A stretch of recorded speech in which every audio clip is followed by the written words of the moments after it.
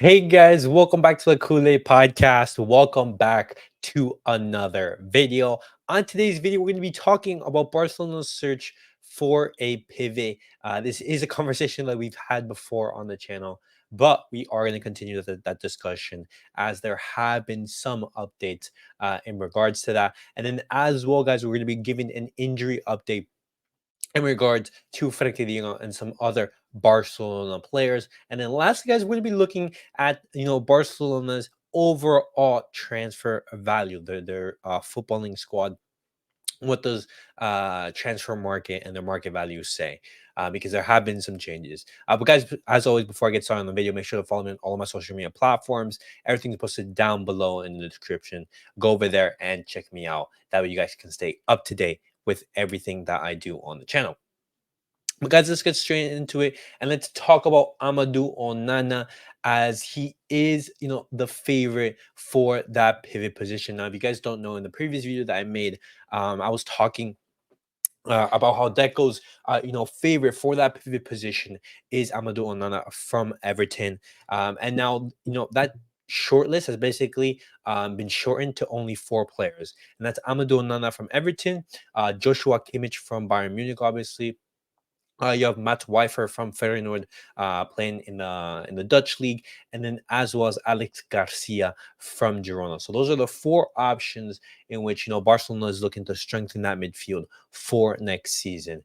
And just looking at how things are developing, we are going to be talking about which one is the favorite and in consideration for Barcelona. But let's talk about the report from Sport in regards to Amadou Onana.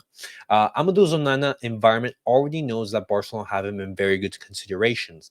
Hence, Barca is one of his priorities if he leaves Everton. He is excited about the possibility of joining Barca and will wait for Barca as much as he can. Then, if Barca don't have room to maneuver, he will consider some other options. So, just like with some other players, Amadou Onana, he's going to be holding out for Barcelona. And if Barcelona, they can't sign him, then he's going to be looking for other options. Everton value Onana at 60 million euros, which other interested clubs like Arsenal can easily pay. In case they get relegated, he could leave for around 40 million euros. These amounts are demanding for Barca, and they could look to include the player in the deal to make the price cheaper, although Everton's priority is to get cash. Okay. Interesting. Players like Serginho Dest, Clement Longley, and Ansu Fati could be of interest for Everton. Longley could be an option if Everton sell Braithwaite, although it has to be seen if he is willing to join. Dest is a rising interest from many clubs. Ansu Fati, in principle, has to look for a new loan. It is highly unlikely that Fermin Lopez will leave. Okay, so guys, I've thrown a lot of information at you, and so let's break that down. Amadou Onana's situation. Everton, they're putting a price tag of 60 million euros for the Belgian, and Barcelona stance is that they're not willing to pay that. If Everton they do get relegated, because they are in a relegation battle in the Premier League at the moment, the price tag would be reduced to 40 million euros. However, even then, I'd be questioning on whether to buy Amadou Onana for that amount of money. And so Barcelona is looking to add a player on loan and just to bring that fee a little bit down. And those players that are being taken into consideration are Serginho Dest, Clement Longley, and even Ansu Fati. And now, guys, in the summer we're gonna have like a huge transfer salad, and we're gonna have to talk about what to do with Ansu Fati because he is playing at Brighton at the moment. He has contributed for some goals and some assists, but he hasn't really exploded out onto the scene. He hasn't really had like a breakthrough experience at Brighton, and so it's going to be interesting to see what Barcelona do with Ansu Fati. Do they look to keep him? Do they look to have him on loan? And this is especially key, knowing with the emergence of Lamine Yamal, and there has been some debate on what is going to happen with that number 10 jersey. And if you guys don't know, Ansu Fati, he was the last Barcelona player to wear the number 10. And there has been some discussion of like, hey, should Lamine Yamal, be taking that number 10 instead? And so it's going to be an interesting discussion to have in the summer. And then as well, guys, what are your guys' opinions on Barcelona's pursuit for a pivot? Amadou Onana, apparently is the favorite for that position. Just I'm not really, convinced on paying 40 to 60 million euros for the Belgium. I would much rather prefer, for example, to go for Mats Wijfer, who plays in Feyenoord in the Dutch league, a much cheaper price. You're looking at 25 million euros, and significantly younger. Well, actually, both of them are young, but Amadou Onana is more of a different profile than Matt Wijfer. You're looking at Amadou as being more of like a ball winner, and you could say that Matt is more of like that pivot, for example. Or for example, would you guys want Barcelona to pursue Joshua Kimmich or Alex Garcia from Girona? We did talk about them before in the channel. Are you guys convinced about them? What would you like for Barcelona to do in regards to that pivot in that CDM?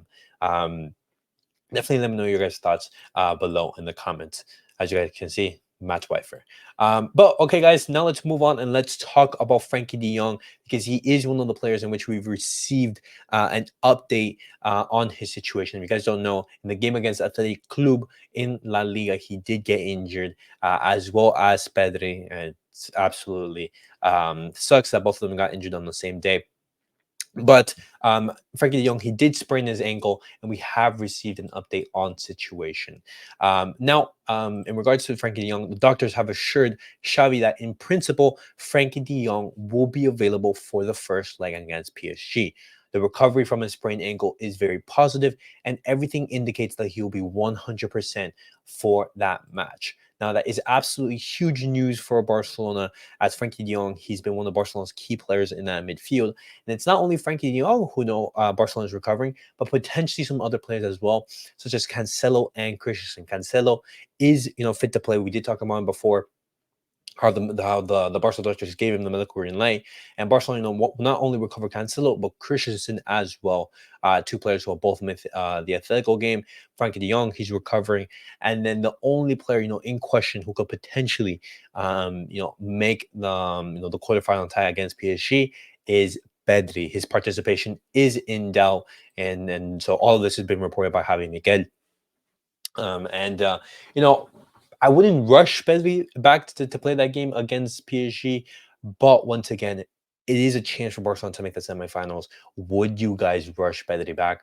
And also, something to consider with the explosion of Fermin Lopez, for example, the recency performances that he has, and even Sergio Roberto, guys, he's been playing well. Would you guys risk Pedri, for example, in that huge clash against PSG? But guys, very very quickly, I want to talk about Xavi's suspension, for example. In that game against Atletico Madrid. If you guys don't know, he was suspended. He was actually sent off in that match. And I want to talk about the suspension because there have been some rumors that he was going to be potentially suspended for 3 matches. But it is now known that Xavi has been handed a 2-match suspension for his red card against Atletico Madrid. He will not be in the dugout against Las Palmas and Cadiz, but he will be available for that game against Real Madrid in the league on April 21st. And now, if Xavi was actually given that 3-match suspension and he was going to miss that Real Madrid game, then there have been a lot of people saying conspiracy, conspiracy, conspiracy, and thank goodness that Xavi is not, suspended for all those matches. He will be available for that match against Real Madrid.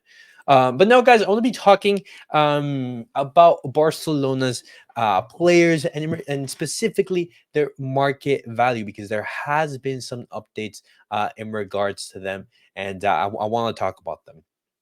And now these are the La Masia youngsters, and previously Lamine Yamal's market value was 60 million euros, and that has been up to 75 million. So he has like a boost of 15 million euros. Pau Cubarsí, a player who's been absolutely fantastic so far in the first team. When he debuted, he had a market value of 1.5 million euros, and now he has a market value of 25. Mark you, he had a market value of 2.5 million euros, and now he has a market value of 7.5. So 5 million euros added to his market value. And Hector Fort's previously 1 million market value has now been up to 7.5. And so the biggest, gap has been Pau Cobarsi, going from 1.5 to 25 million euros. That's absolutely a huge jump for the 17-year-old. And now looking at, Barcelona's overall squad, this is how things are looking, guys. And so, as you guys can see, Ter Stegen, 30 million euros, previously 35. And, I'm not going to go to every single player, but just the key things for you guys to know is that Barcelona's previous market value, on their overall squad, it was 863 million euros and is currently now at 839. We have taken some hits, for example.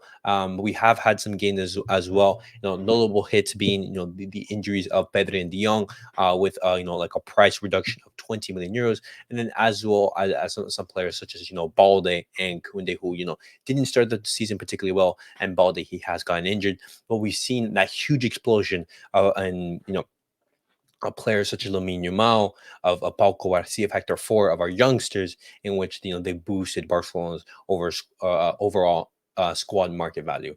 But guys, that was it for the video. Definitely let me know what you guys thoughts on everything that we have discussed on today's video. We did talk about a lot. What do you guys make of Barcelona's pursuit of a CDM? Amadou Onana appears to be the favorite. And then as well, what do you guys make of De Jong potentially making that clash against PSG? And then as well, what do you guys make of Xavi's 2-match ban, in which he will miss the games against Las Palmas and Cadiz? And then as well, the recent market value evaluations from Transfer Market. But guys, thank you guys all for watching. Thank you guys for supporting the channel, and I'll catch you guys all in the next video. Peace.